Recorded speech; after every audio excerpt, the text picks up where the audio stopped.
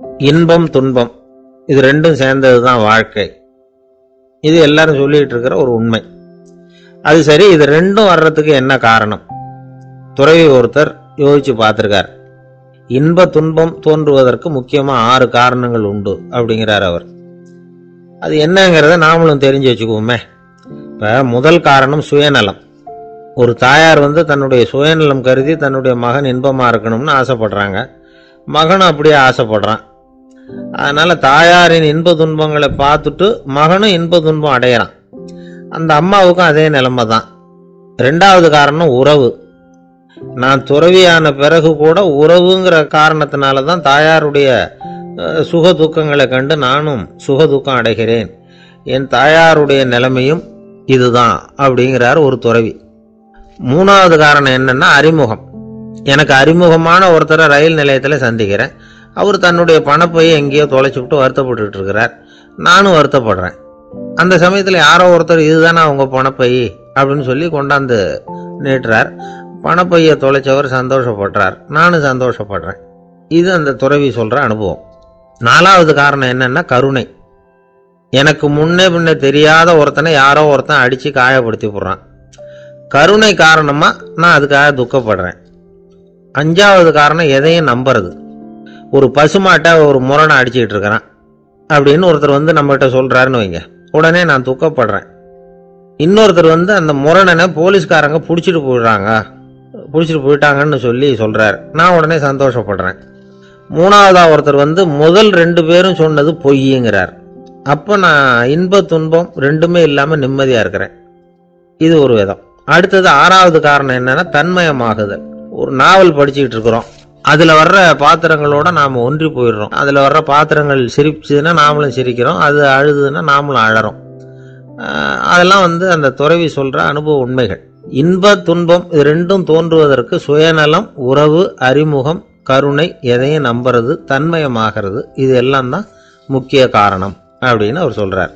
ஆக கூடி ஒட்டு மொத்தமா யோசனை பண்ணி பார்த்தா பிற பொருள்கள் மீது பற்றுதல் காரணமா தான் நாம இன்ப துன்பம் அடையிறோம் அப்படிங்கிறத புரிஞ்சுக்க முடியுது.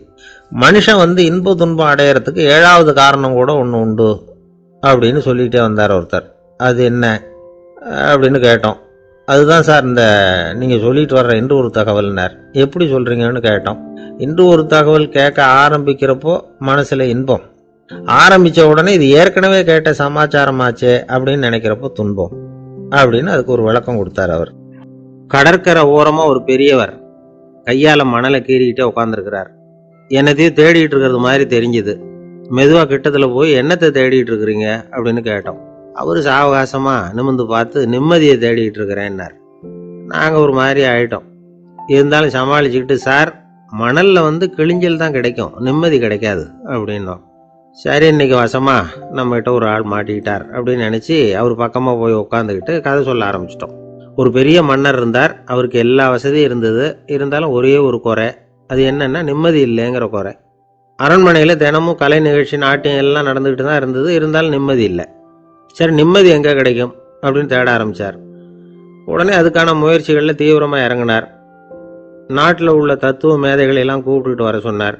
எல்லாரும் சேர்ந்தாங்க. அவங்கள பார்த்து நிம்மதி எங்க இருக்குது அப்படின்னு விசாரிச்சார். அவங்களுக்கு அது தெரிஞ்சா ஏன் இப்படி ராஜா முன்னாடி நின்றுட்டு இருக்க போறாங்க? ராஜாவோட கேள்விக்கு ஒவ்வொருத்தரும் ஒவ்வொரு மாதிரி விளக்கம் கொடுக்க ஆரம்பிச்சிட்டாங்க. எந்த பதிலும் ராஜாவுக்கு திருப்தி அளிக்கக்கூடிய அளவுக்கு இல்லை. சரி, போயிட்டு வாங்கன்னு சொல்லி அவங்களெல்லாம் அனுப்பி வச்சுட்டார். ஒரு நாள் அவர் மாளிகையில உப்பருகையில நின்றுட்டு இருக்கிறார்.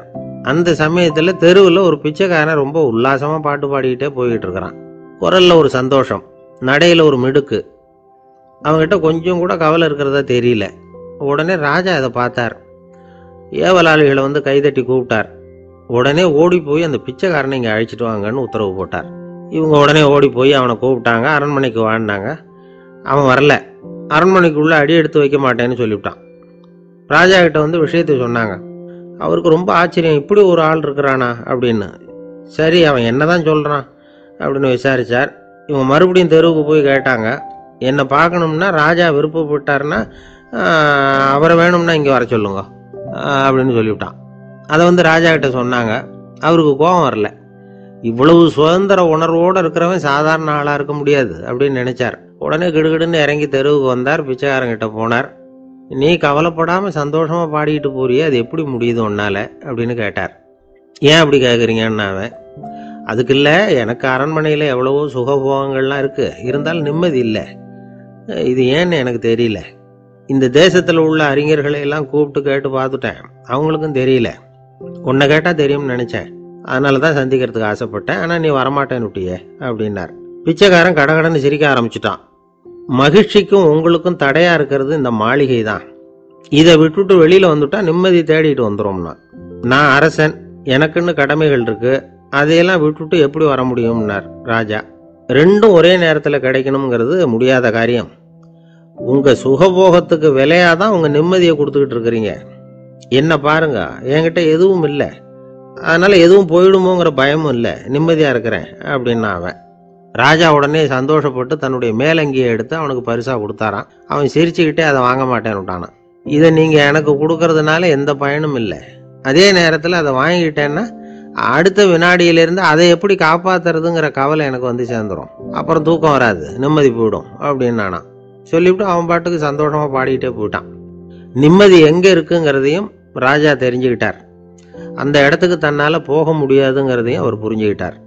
இப்படி இந்த கதையை அந்த கடற்கரையில் மணலை கீறிக்கிட்டே உட்காந்துருந்தார அந்த பெரியவர்கிட்ட சொல்லி முடித்தோம். அவர் முகத்தில் ஒரு தெளிவு தெரிஞ்சுது. எங்களை நிமிர்ந்து பார்த்தார். ரொம்ப நன்றிங்க, இப்போ எனக்கு தெரிஞ்சு போச்சு, நிம்மதி வேணும்னா அதுக்கு என்ன பண்ணணும்னு இப்போ நல்லா புரிஞ்சுக்கிட்டேன் அப்படின்னார். என்ன புரிஞ்சுக்கிட்டீங்கன்னு கேட்டோம். இனிமேல் இந்த பக்கம் வந்தால் உங்கள் கண்ணில் படாத இடமா பார்த்து உட்காரணும்னு புரிஞ்சுக்கிட்டேன் அப்படின்னார்.